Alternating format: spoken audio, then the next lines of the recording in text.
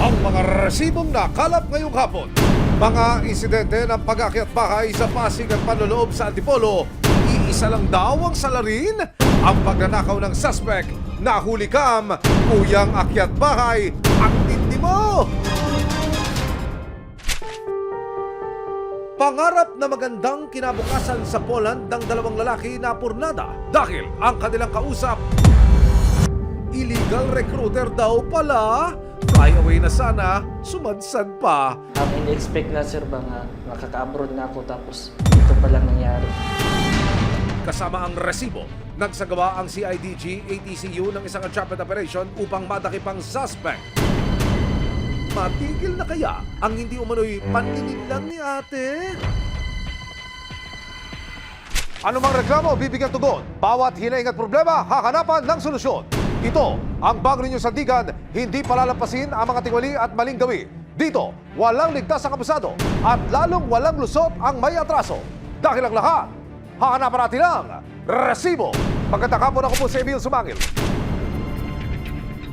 Isang lalaki ang tila pusang tahimik na umakyat at pumasok sa isang paupahan sa Pasig.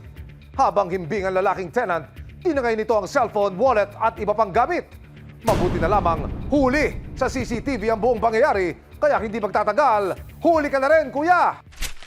Humingi ng tulong sa resibo si Rodel Abria, 30 taong gulang, ukol sa nangyaring pagnanakaw sa kanyang apartment sa Nagpayong, Barangay Pinagbuhatan, Pasig City.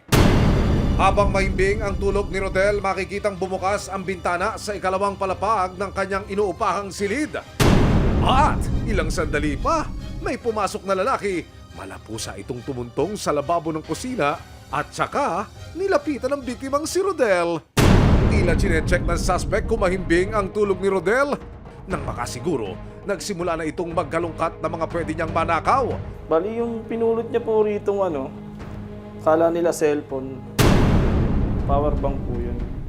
Batay sa timestamp ng CCTV video, ganap na alas 2 ng madaling araw naganap ang krimen. Makikita po ang suspect mula doon sa bintana, bumaba dito po sa mismong tulugan ng biktima. Susunod niyang kukunin ang wallet o ang pitaka ng biktima na nasa ilalim po ng kutsyon.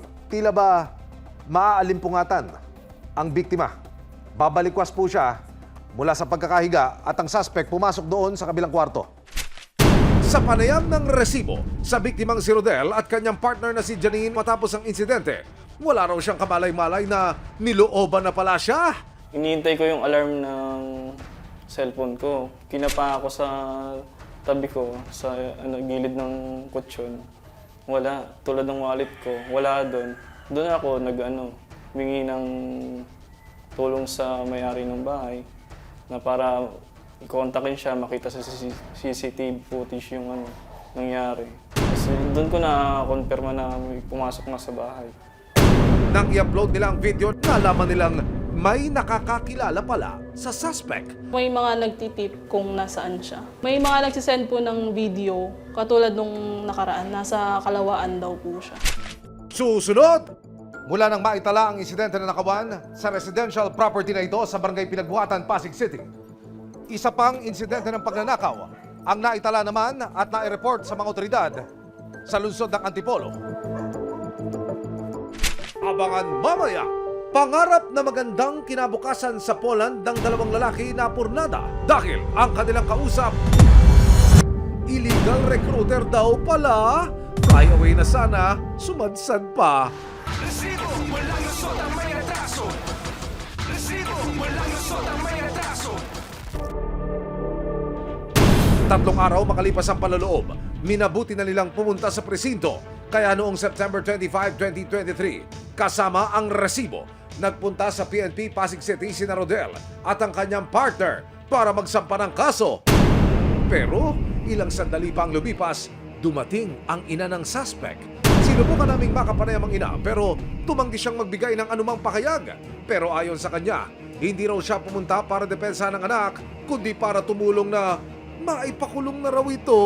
Hindi po ako natutusin sa anak ko kasi gusto ko talaga po makulong yung anak ko. Napag-alaman ng resibo na naglapas-pasok na pala sa kulungan ang suspect na kinilalang si Ronel Baltasar. Nakasuhan na siya noon ng resistance and disobedience to person of authority. Lahat tayo may pagkakataon magbago eh.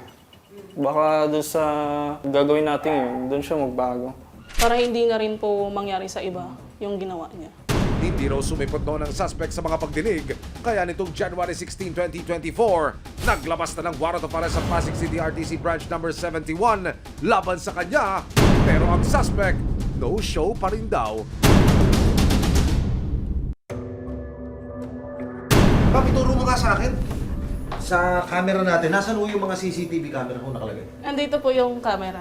Ayun. Dito po siya unang nakita.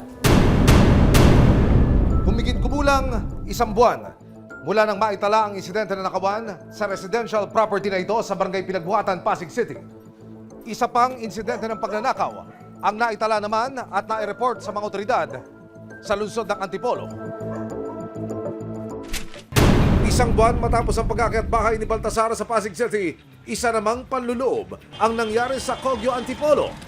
Kwento ng biktimang si Police Staff Sergeant Gilbert Arquero, October 13, 2023. Umuwi siya galing ng duty sa Antipolo Police Station No. 2. Pagdating niya sa bahay, napansin niyang nawawala ang kanyang aircon na inilapag niya sa sahig. Napansin ko yung aking aircon na tinanggal ko pansamantala na nakalagay sa labas ng aming bahay, nawawala. Nagtanong-tanong ako, una doon sa asawa ko, wala daw silang nakita kung sino kumuha. Kaya nagtaka po ako. Sa kanyang pag-iimbestiga, may ilan daw siyang kapitbahay na nakakita sa 2 lalaki na may bitbit na aircon palabas ng kanyang bahay. Nagtanong-tanong po ako sa kapitbahay hanggang sa nasalubong ko yung nakakita. Ayun, tinuro niya sa akin kung saan makikita yung 2 suspect.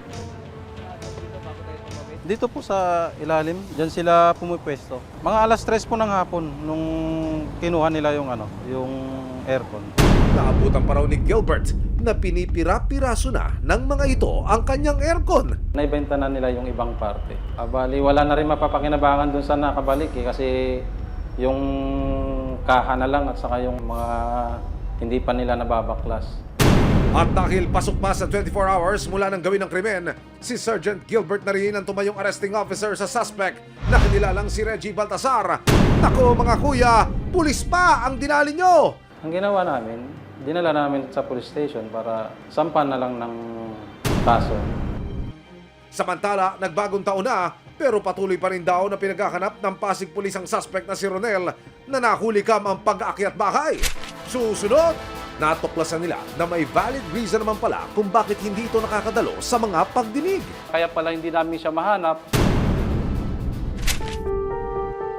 Pangarap na magandang kinabukasan sa Poland ng 2 lalaki na purnada dahil ang kanilang kausap, illegal recruiter daw pala. Sinabi ko sa sarili ko, mag-abroad na lang ako. Pag mahirap ka, sir, laki ka sa hirap, gagawin mo lahat talaga para maangat yung pamilya mo. Resibo, walang lusot ang may retraso. Resibo, walang lusot ang may retraso. Noong September 2023, humingi ng tulong sa resibo si Rodel Abria, 30 taong gulang, ukol sa nangyaring pagnanakaw sa kanyang apartment sa Nagpayong, Barangay Pinagbuhatan, Pasig City. Makikita po ang suspect mula doon sa bintana, bumaba dito po sa mismong tulugan ng biktima. Susunod niyang kukunin ang wallet o ang pitaka ng biktima na nasa ilalim po ng kutsyon. Nagbagong taon na, pero patuloy pa rin daw na pinaghahanap ng Pasig Police ang suspect na si Ronel na nahulikam ang pag-aakyat bahay. Kalaunan, natuklasan nila na may valid reason naman pala kung bakit hindi ito nakakadalo sa mga pagdinig. Kaya pala hindi namin siya mahanap. Siya na po ay nakakulong na po sa Antipolo City Jail. Napag-alaman ng mga pulis na ang lalaking kinasuhan ni Rodel ng robbery na si Ronel Baltasar at ang lalaking nakaharap sa kasong theft dahil sa pagnanakaw ng aircon ni Sergeant Gilbert na si Reggie Baltasar ay iisa lang. Yung warrant po na nilabas laban sa kanya, isinerve po namin doon sa Antipolo City Jail. Sa kasong theft din po yun. Robbery po, robbery. Robbery naman. Opo. Gumamit po siya ng ibang pangalan doon sa Antipolo. Kaya lang, nung binalit po ng Pasig PNP, base ko sa kanyang pictures at sa description, sa mga tattoo sa kanyang katawan, ay na-confirm po namin na ito po ay isang tao lamang. Kaya naman itong February 27, 2024, inihain na kay Ronel/Reggie ang warrant of arrest sa loob mismo ng Antipolo City Jail. Kung ina-arrest na namin sa kaso robbery. Sinubukan ng resibo na humingi ng pahintulot sa pamunuan ng Antipolo City Jail upang makapanayam si Baltasar pero tumanggi ang pasilidad at maging ang suspect. Ayon sa ina ng suspect, pinagbabayaran na raw ng kanyang anak ang mga kasalanang nagawa nito. Pinagsisisihan niya kung ano man ang nagawa niya. Kung ano man ang ginagawa niya, gusto na raw po niya magbago. At ang mensahe ko po sa kanya, sana totoo yung na magbago na po siya. At wag naman niya kami nabigyan na ng kahiyan. Kung mapatunayang may sala sa kasong robbery, maaari siyang makulong ng 1 buwan hanggang 6 na taon. Kung makatuna namang guilty para sa kasong theft, nakaharap si Baltasar sa 1 buwan hanggang 12 taon sa bilangguan.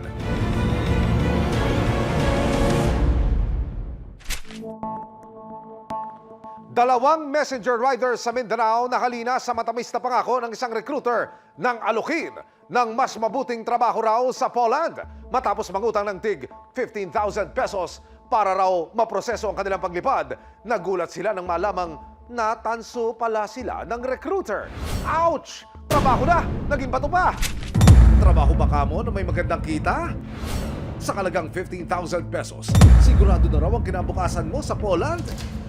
Ito ang pangakong bumihag kina Bernard at Mark. Hindi nila tunay na pangalan noong nakaraang taon.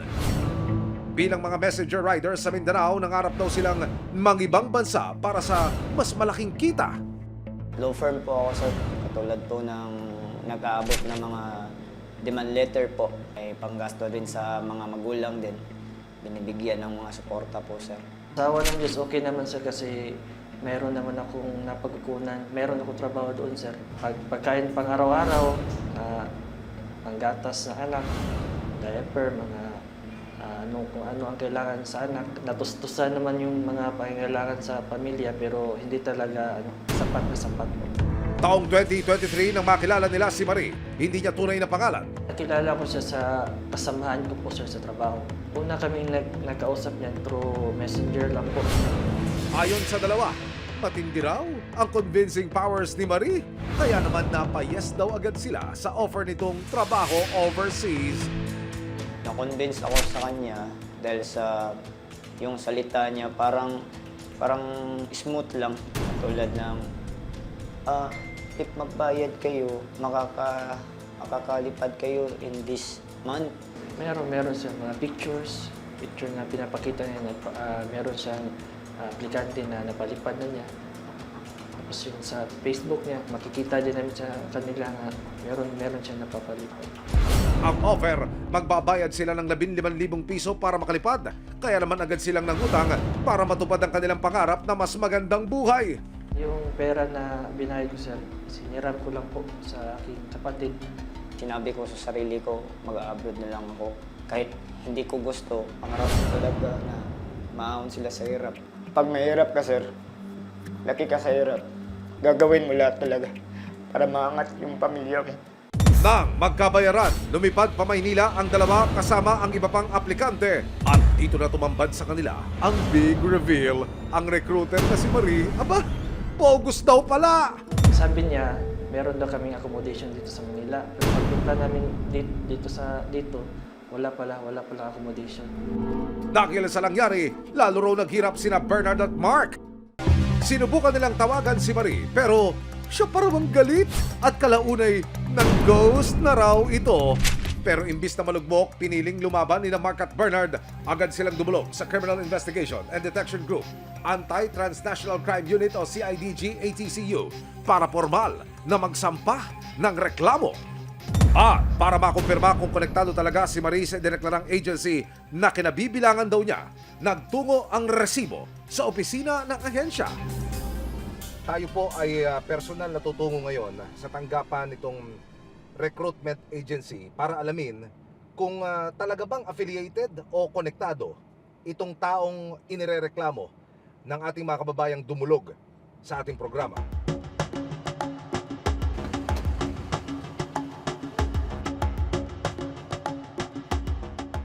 Salamat po, tinulakan nyo kami. Brother sir, ano po ang pagpapatunay na maaari mong maipakita o banggitin sa amin ho na hindi ho talaga affiliated itong inirereklamong si alias Marie sa inyong ahensya? Base po sa aming records sa DMW, sa listahan ng accredited na staff ng aming ahensya, hindi po kasama ang kanyang pangalan. Ang sabi po ni alias Marie, batay ho sa reklamong dinulog sa amin, sa halagang 15,000, 15,000 pesos makapagpapaalis daw siya ng aplikante patungong Poland. Ito ho ba may katotohanan? Hindi po. Malabo pa po sa suka ng tubayan. Hindi po totoo yan. At wag po kayong maniniwala doon. Ano ho ang mga palatandaan at pagpapatunay ng isang recruitment officer na sila po ay lehitimo? Yung mga certification ho ba yan? O meron ho ba mga proper identification po para hindi maloko na ating mga kababayan? Ang regulasyon po ng ating the Department of Migrant Workers, bago po natin i-apply, i-accredit ang ating mga staff o recruiter man siya, ay kailangan po na muna nating magpasa para sa AIRB, Anti-Illegal Recruitment Branch. Kung para hindi kayo maloko, kailangan nyo pong makipagtransaksyon lamang sa loob ng opisina, at kung magbabayad man kayo, huwag nyo pong gagamitin kahit anuman pong transaksyon sa bangko bukod sa pangalan ng bank account ng isang ahensya na may kaukulang resibo. Sa nakuha ng resibo na certification mula sa Department of Migrant Workers o DMW, kumpirmado, hindi lisensyado at otorisado ang suspect na mag-recruit ng workers overseas. Kung hindi ka rito nagtatrabaho, where na you, Marie? Dahil sa mga ebidensyang hawak nila Bernard at Mark, kasama ang resibo, nagpasya ang CIDG-ATCU na magsagawa ng isang entrapment operation nang wala nang mabiktima pa ang suspect. Ayon sa isa sa mga complainant, may balansi pa raw siya kay Marie. Nakakaya naman, ano? Pagpunta ng complainant natin dito sa office, nalaman namin na patuloy silang hinihingan ng 53,000 para sa full payment ng processing fee. Which is doon yung mga personnel namin dito sa office na in-advisean sila na patuloy silang makipag-communicate. Ayon sa mga complainant natin, yung subject is lalapag dito sa Manila galing Mindanao on February 20. Kaya dahil diyan, ang game plan, makikipagkita ang complainant para ibigay ang kulang pa niyang bayad sa suspect. Nagbanman ang resibo at ang mga pulis sa paligid ng Quiapo Church. Pero si suspect, tila nagbago na ang isip. Masakit na bang ulo niya kaya ayaw nang makipagkita? Maya-maya pa, si Madam Recruiter nagpalipat ng meeting place. Ang gusto, sa isang eskinita na lang daw magkita. Tagong-tago, Marie! Maya-maya pa nagkita na ang dalawa. Nang magkaabutan ng pera, agad na siyang inaresto ng ilang operatiba ng CIDG. Huwag ka na tumigas na para hindi na tayo magkatuloy. Kabasama na karapatan mo, ha? Dinala agad siya sa CIDG-ATCU. Dito siya nakapanayam ng resibo at ayon sa kanya, ako po ay legal na recruitment, hindi po ako illegal na recruitment. aba, legit naman daw siya eh. Totoo yung nakuha na 15,000 bawat isa sa kanila. Pero yun ang ginasabi ko sa kanila, yung complainant ko, ibabalik ko na lang yun. Wala akong ginawang masama, hindi ako nag-scam. Makakalabas din ako dito. Tutulungan ako ng Panginoon. Pero dahil sa testimonya ng mga biktima at ang mga pruwebang kanilang ipinakita, kinasuhan ang suspect ng violation of Republic Act 8042 o illegal recruitment at violation of Article 315 ng Revised Penal Code o Estafa. Kasalukuyan siyang nakadetain sa custodial facility ng CIDG-ATCU. Naharap siya sa 6 hanggang 12 taon na pagkakakulong kung sakaling mapatunayang may sala. Dahil nahuli na si Marie, parang nabunutan daw ng tinik sina Mark at Bernard.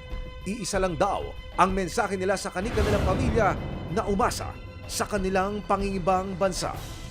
Sa aking partner na huwag kang mag-alala, okay lang ako dito. Mas solusyonan din natin ito. At tatapos sa kanya itong problema na ito. Nay, tay, huwag kayong mag-alala sa akin. Nandito lang ako, lumalaban sa hustisya. Kita din tayo, nay, tay. Babalik ako ng Davao na buong buo.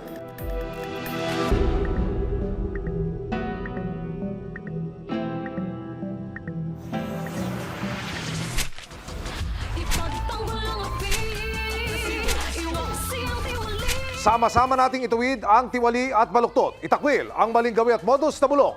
Walang ligtas ang kabusado at lalong walang lusot ang may atraso. Dahil ang lahat, hahanapan natin ang resibo. Hanggang sa muli, ako po si Emil Sumangit. May aksyon, may ebidensya, resibo, walang lusot ang may atraso.